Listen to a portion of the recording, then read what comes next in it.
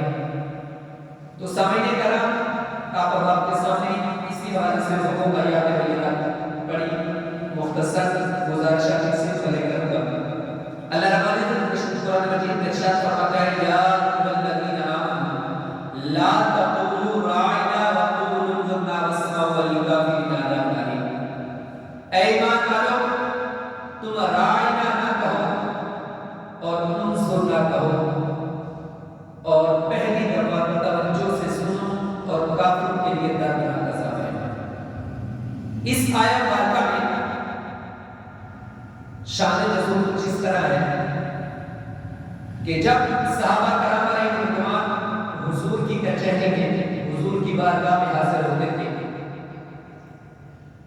تو عرض کرتے تھے راعنا، ہمیں رعایت دیجیے، ہمیں موقع دیجیے، ہمیں بات سمجھنے دیجیے. یعنی ان کو جب کوئی بات سمجھ نہ آتی تو یہ گزارش کرتے ہیں کہ راعنا، ہمیں رعایت دیجیے، یا تو یہ کہتے ہیں کہ ہمیں مفہوم سمجھنے دیجیے، ذرا ٹھہر کے بات کیجیے، یا یہ ان کی مراد ہوتی ہے کہ دوبارہ بات دوہرا دیجیے، ہم دوبارہ بات کریں تاکہ ہمیں بات سمجھ آ جائے. لیکن یہ بات یہود کے درمیان جو اس وقت کے یہودی تھے ان کے نزدیک یہ گالی تھی. معاذ اللہ وہ یہ کہتے تھے کہ سنو ان کی بات اور ان کی بات نہ سنی جائے گی. یعنی ایک طرح کی گالی تھی. تو صحابی رسول ہر سال میں معاذ ان کی لغت کو جانتے تھے. ان کو پتہ چل گیا کہ یہودی اس نظریے سے کہتے ہیں کہ راعنا، یہود کو یہ موقع مل گیا. وہ پہلے بھی معاذ اللہ نبی اکرم صلی اللہ علیہ وسلم کی گستاخی کرتے تھے، نازیبہ کلمات کہتے تھے. پھر حضور کی بارگاہ میں صحابہ کے بعد انہوں نے یہ کہنا شروع کر دیا. تو ہر صاحب نے ان کو کہا کہ اگر تم نے یہ کہا تو میں تمہاری گردنیں اڑا دوں گا. تو انہوں نے اس وقت کیا کہا کہ کیا تم نہیں کہتے، تم نہیں، تمہارے مسلمان بھی تو کہتے ہیں. اس وقت اللہ رب العزت نے یہ آیت نازل فرمایا نبی اکرم صلی اللہ علیہ وسلم کی بارگاہ میں ایسے کلمات بھی نہ کہو کہ جو اس طرح ملتے جلتے ہوں کہ جس میں گستاخی کی، کوئی بے ادبی کی، امیزش ہو، ایسے کلمات بھی نہ کہو. فرمایا راعنا نہ کہو بلکہ انظر نہ کہو، یعنی ہماری طرف نظر رحمت فرمائیے، ہماری طرف دیکھیے اور کوشش کرو کہ پہلی دفعہ واسمعوا، توجہ سے بات پہلی دفعہ ابتداءً سن لو. اور آگے فرمایا یہود کی وضاحت فرمانی تھی. یہود یعنی کافرین کے لیے دردناک عذاب ہے. صحابہ کرام علیہ رضوان کی آپ زندگی کا مطالعہ کر کے دیکھیے. اللہ خالق کے سوال جب آیت اللہ کا یہ نازل فرمائی یا الذین آمنوا لا ترفعوا اصواتکم فوق صوت النبی الی آخرہ. تو اس آیت کے بے شمار شان نزول بیان کیے گئے. اس میں سے ایک یہ بھی ہے کہ سیدنا عمر بن خطاب اور سیدنا ابوبکر صدیق رضی اللہ تعالی عنہ شیخین، ایک وہ ہستی جو نبی اکرم صلی اللہ علیہ وسلم کے بعد اس امت میں سب سے افضل ہے، اور دوسری وہ ہستی کی جس کے متعلق نبی اکرم صلی اللہ علیہ وسلم ارشاد فرماتے ہیں کہ اگر میرے بعد کوئی نبی ہوتا تو وہ عمر بن خطاب ہوتے. وہ حضور کی بارگاہ میں حاضر ہیں.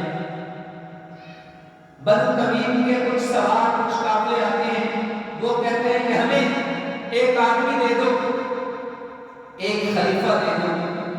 تو آپس میں معاملات، بات چیت شروع ہوتی ہے. عمر بن خطاب کسی اور کی طرف اشارہ کرتے ہیں، سیدنا ابوبکر صدیق کسی اور کی طرف اشارہ کرتے ہیں.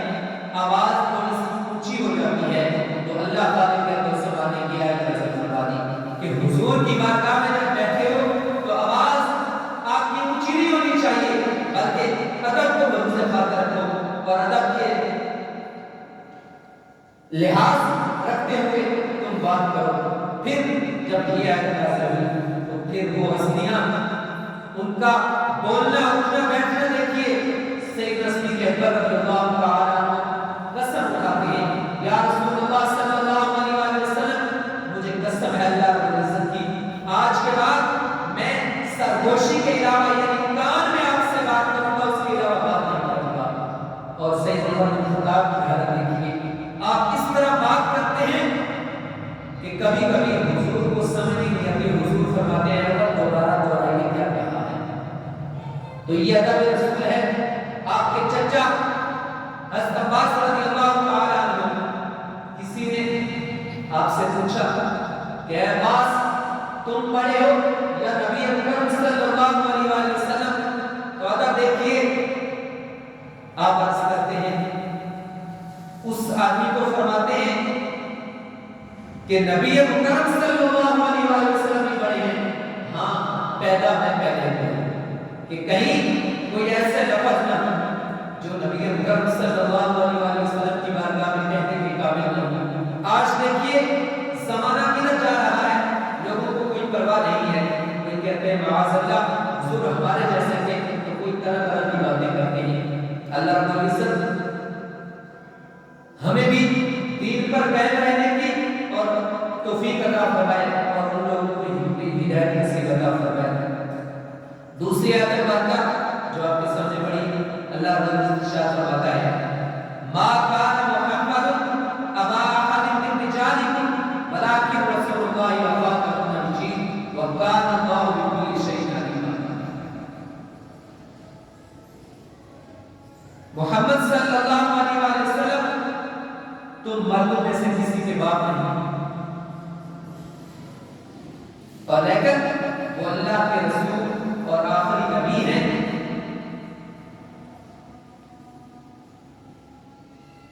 چند دن پہلے سوشل میڈیا اللہ کرے وہ خبر جھوٹی ہو، انڈیا میں ایک خبیث کہہ رہا تھا معاذ اللہ کہ میں نبی ہوں، اور یہ گزارش اس لیے بھی کر رہا ہوں کہ سب سے پہلا جو نبوت کا دعویٰ دار ہے جس نے حضور کے دور میں ہی نبوت کا دعویٰ کیا تھا، اس کو بھی اسی ماہ مبارک میں شعبان المعظم میں جہنم واصل کیا گیا۔ تو گزارش یہ ہے کہ آج بھی کچھ بدبخت ان کاموں کی طرف تلے ہوئے ہیں۔ انڈیا میں ایک شخص کہہ رہا ہے کہ میں نبی ہوں، اللہ تعالیٰ اس کو جہنم میں واصل کرے۔ کوئی غازی ممتاز قادری، کوئی عامر چیمہ اللہ رب العزت بھیج دے جو اسے جہنم واصل کر دے۔ عقیدہ ختم نبوت ایسے ہی ضروری ہے جیسے اللہ رب العزت کو بعد اپنا شریک ماننا ضروری ہے، ایسے نبی مکرم صلی اللہ علیہ وسلم کو آخری نبی ماننا بھی ضروری ہے۔ نبی مکرم صلی اللہ علیہ وسلم نے ارشاد فرمایا کہ میری اور پہلے انبیاء کی مثال ایسے ہی ہے جیسے کوئی آدمی ایک خوبصورت حسین و جمیل عمارت بناتا ہے لیکن وہ ایک اینٹ کی جگہ چھوڑ دیتا ہے۔ آنے والے آتے ہیں، دیکھتے ہیں اتنے خوبصورت عمارت، لیکن جب اس اینٹ کی طرف دیکھتے ہیں کہتے ہیں کہ اس نے اتنے خوبصورت عمارت بنانے کے باوجود یہ کیا کیا، یہ ایک اینٹ چھوڑ کیوں دی؟ تو فرمایا وہ اینٹ میں ہوں اور میں آخری نبی ہوں، یعنی میں نبوت کی جو خوبصورت پیاری عمارت کی کو مکمل کرنے والا ہوں، میرے بعد کوئی نبی نہیں ہوگا۔ اور مولا علی سیدنا علی المرتضیٰ شیخ خدا سے فرمایا کہ علی تیری اور میری مثال موسیٰ اور ہارون جیسی ہے لیکن میں آخری نبی ہوں۔ اور عمر بن خطاب نے فرمایا کہ اگر میرے بعد کوئی نبی ہوتا تو عمر بن خطاب ہوتے، لیکن میں آخری نبی ہوں، میرے بعد کوئی نبی نہیں ہوگا۔ اب ہمارے کرنے والے کیا کام ہیں؟